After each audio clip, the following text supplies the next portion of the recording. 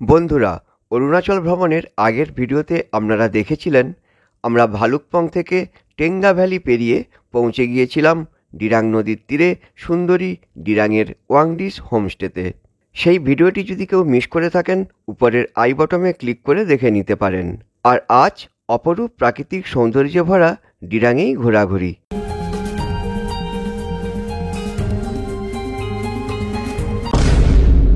আপনি এখন দেখছেন বাদশাহী ট্রাভেল ব্লগ ইউটিউব চ্যানেল। বিভিন্ন ট্যুরিস্ট স্পটের খুঁটিনাটি তথ্য নিয়ে সাজানো এই চ্যানেলটি আপনার সফরের অন্যতম বন্ধু।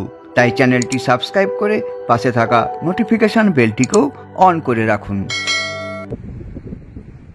সফরসঙ্গী গৌতমবাবুকে নিয়ে প্রাতঃভ্রমণে বেরিয়ে পড়লাম। টেম্পারেচার তখন 7 ডিগ্রি সেন্টিগ্রেড। হাঁটি হাঁটি করে একেবারে নদীর তীরে। কামেং নদী এখানে ডিরাং নদী নামে পরিচিত। আর নদীর তীরে অরুণাচল হিমালয়ের কোলে প্রায় 5000 ফুট উচ্চতায় অবস্থিত শৈল শহর ডিরাং। দেখে নিলাম শহরের মধ্যে থাকা একটা ছোট্ট মনাস্ট্রি।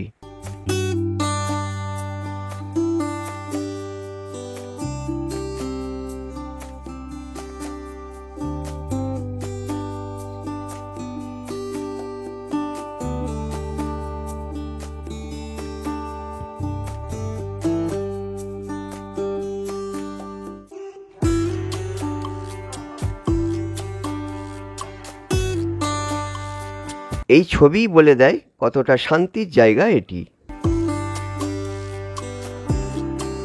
শহরের একপাশে পাহাড়ের গা ঘেঁষে রয়েছে লোপন স্টেডিয়াম।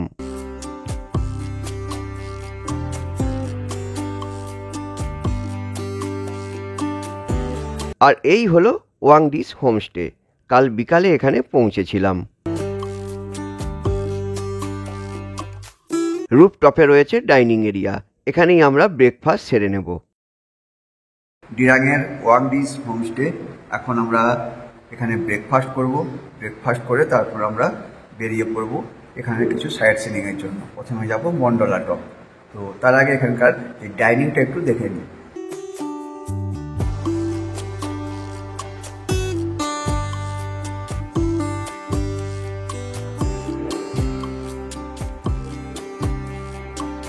ডাইনিং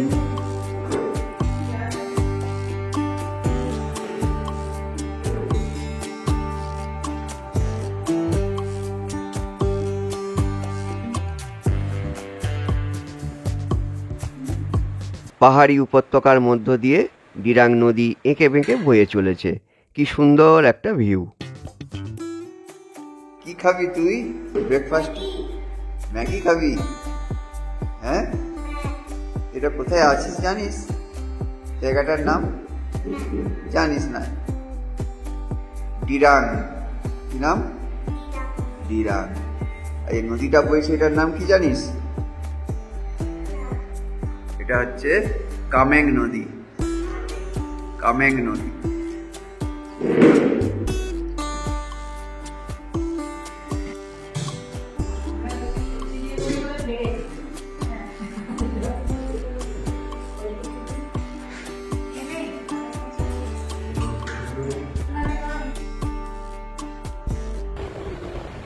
ব্রেকফাস্ট সেরে বেরিয়ে পড়লাম এখান থেকে 31 কিলোমিটার দূরে 10,000 ফুট উচ্চতায় অবস্থিত মন্ডলা টপের উদ্দেশ্যে।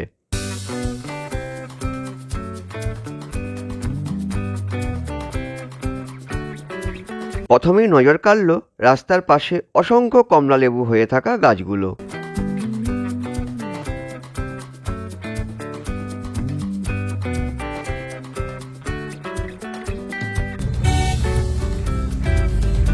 পাহাড়ের এক এক বাঁকে আমরা অনেকটাই উপরে উঠে যাচ্ছি।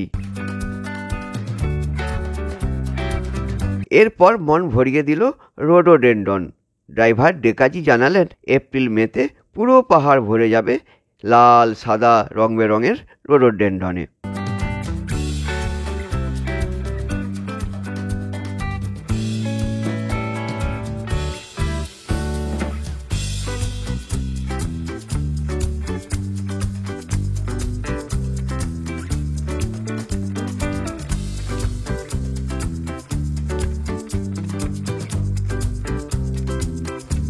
ওই পাহাড়ের চূড়ায় মন্ডলা টপ।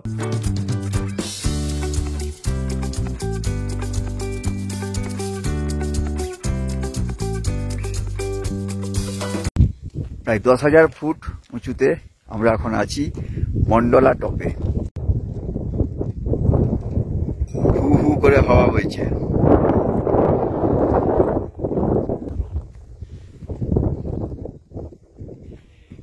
কিরে, কোথায় এসেছিস? এটা মন্ডলা টপ। কেমন ঠান্ডা? ভালোই ঠান্ডা। এখানের বিশেষত্ব হলো বুদ্ধদেবের এক মূর্তিকে চক্রাকারে ঘিরে রয়েছে 108টি মানে বা বৌদ্ধ স্মৃতিস্তম্ভ। প্রত্যেকটিতেই খোদাই রয়েছে ওম মণি পদ্মে হুং এই তিব্বতী মন্ত্র।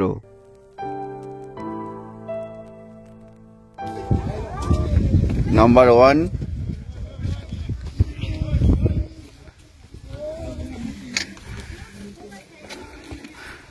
গোল করে ঘুরে এসে শেষ হয়েছে 108। এখন চলুন আমরা চক্রাকারে এটাকে একবার প্রদক্ষিণ করে নিই।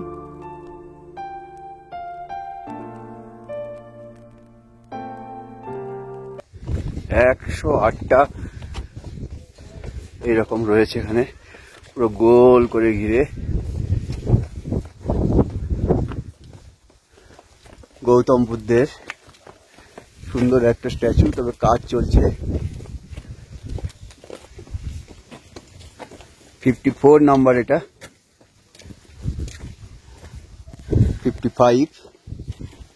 আমরা পুরো সার্কেলে রাউন্ড করে 1 থেকে শুরু করে 108 গিয়ে শেষ করব।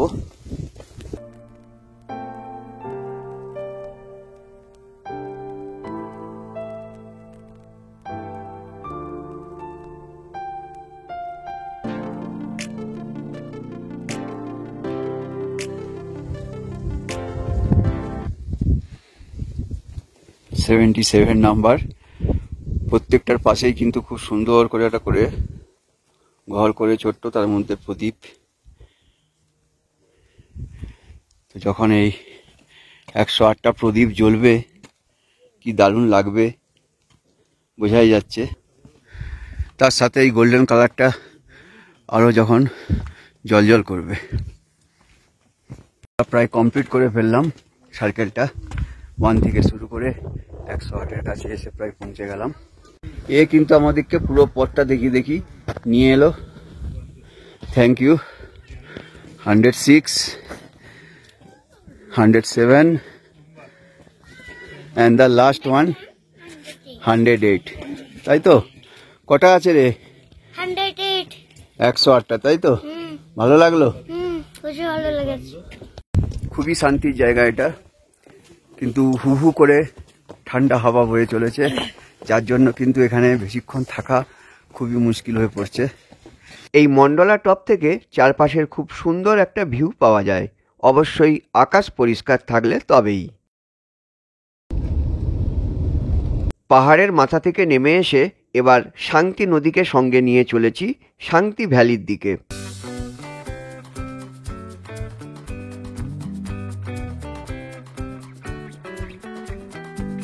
এ পথের শোভাও বড়ই সুন্দর।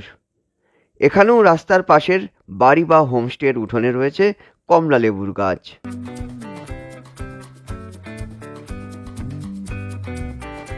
এইসব হোমস্টেতে একটা রাত কাটাতে কিন্তু দারুণ লাগবে। কয়েকটা নাম আর কন্ট্যাক্ট নাম্বার এই ভিডিওর ডেসক্রিপশনে দিয়ে দেব। শান্তি ভ্যালি ঢোকার আগেই রয়েছে একটি শিপ ফার্ম। প্রকৃতি যেন ক্যানভাসে আঁকা।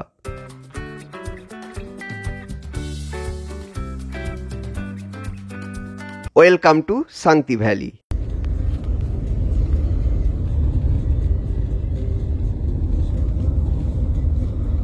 এই শান্তিকে অনেকে কাশ্মীরের পহেলগাঁওয়ের সঙ্গে তুলনা করেন, তবে আমি সেই বিতর্কে যাব না।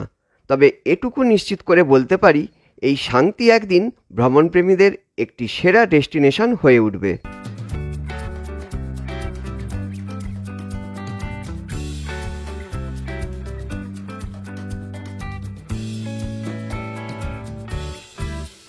আমরা এখন এসে পৌঁছেছি শান্তি ভ্যালিতে। শান্তি ভ্যালি দিরাঙের অন্যতম একটা দ্রষ্টব্য।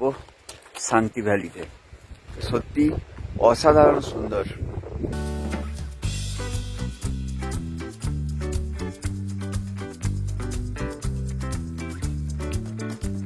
নেই এখানে কোলাহল, নেই এখানে সেলফি তোলার হুড়োহুড়ি, শুধুই সবুজ উপত্যকার বুক চিরে বয়ে যাওয়া নদীর জলের আওয়াজ।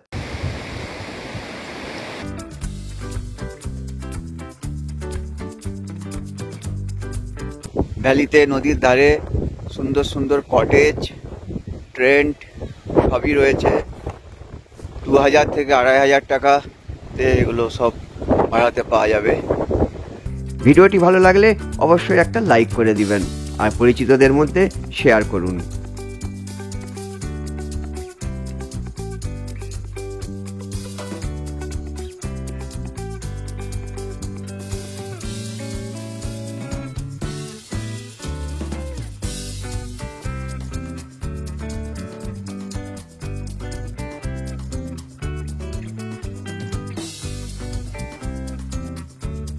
এদিকে আমরা প্রকৃতিকে ক্যামেরা বন্দি করতে ব্যস্ত, আর ওদিকে আমাদের ডেকাজি সামনের একটা হোমস্টেতে লাঞ্চের বন্দোবস্ত করে ফেলেছেন। সেখানেই এখন যেতে হবে। শান্তি নদীর ধার বরাবর কয়েক পা হেঁটে পৌঁছে গেলাম সেই হোমস্টেতে। নাম ব্লু বার্ড হোমস্টে।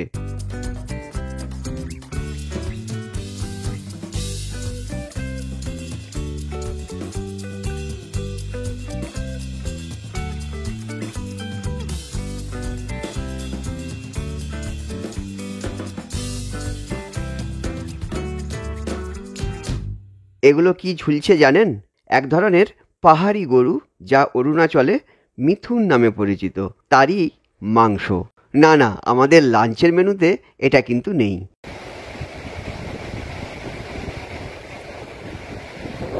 রান্না হয়ে গেছে, এবার খাওয়ার পালা। তারই ব্যবস্থা চলছে ওখানে।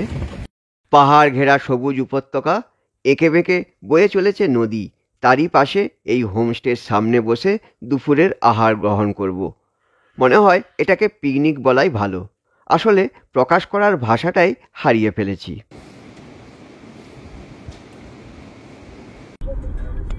জমিয়ে খাওয়া দাওয়ার পর শান্তিকে ছেড়ে যেতে ইচ্ছেই করছিল না, কিন্তু উপায় নেই, বিদায় জানাতেই হলো। এবার এলাম ডিরাঙে পাহাড়ের মাথায় ডিরাং মোনাস্ট্রিতে।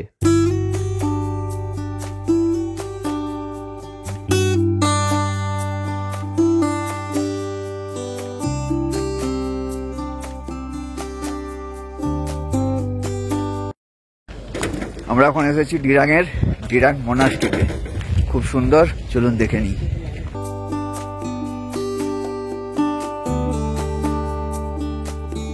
যে নিচের ভিউ, সামনে লেখা রয়েছে আই লাভ ডিরাং।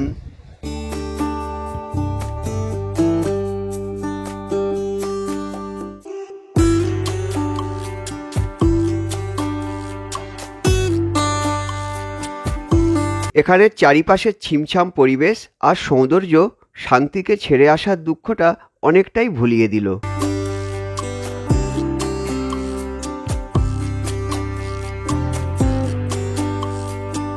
এই অংশটা কিন্তু নিচের পোর্শন, আসল মোনাস্ট্রি কিন্তু উপরে রয়েছে।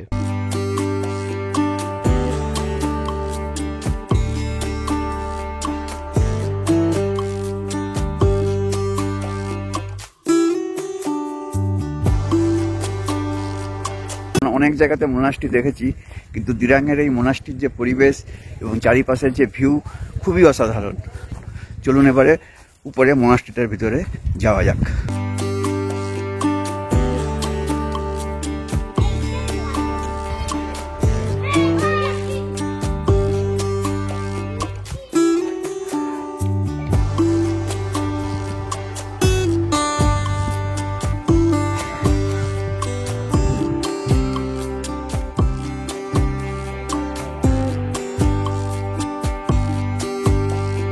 নতুন দর্শক বন্ধুরা, পরবর্তী পর্বগুলো দেখার জন্য চ্যানেলটি সাবস্ক্রাইব করে সঙ্গে থাকুন।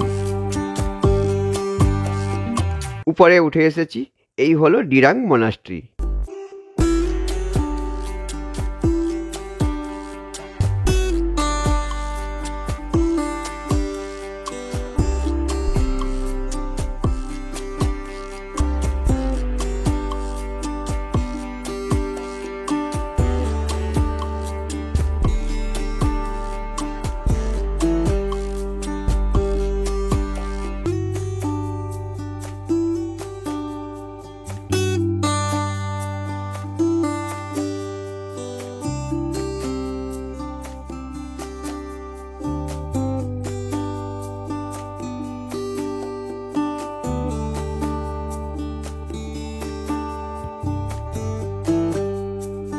এখান থেকেও ডিরাং এবং তার চারপাশের একটা চমৎকার ভিউ পাওয়া যায়। চারিদিকে বিরাজ করছে এক অগাধ শান্তি।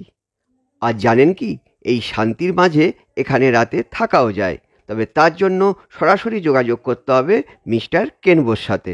এছাড়া এই ডিরাংয়ের হোটেল ও হোমস্টে নিয়ে অরুণাচল ভ্রমণ গাইড নামক একটি আলাদা ভিডিও রয়েছে, যার লিঙ্ক ভিডিও ডেসক্রিপশানে রয়েছে। ডিরাংয়ের আরেকটি দ্রষ্টব্য হলো হট স্প্রিং, যেটা আমরা কালকে তাওয়াং যাবার পথে দেখে নেব, তবে সেই ভিডিও নিয়ে আসব পরের পর্বে। আপাতত পড়ন্ত বিকেলে গরম কফিতে চুমুক দিতে দিতে ভিডিওটি শেষ করলাম। দেখা হচ্ছে পরের পর্বে। ধন্যবাদ।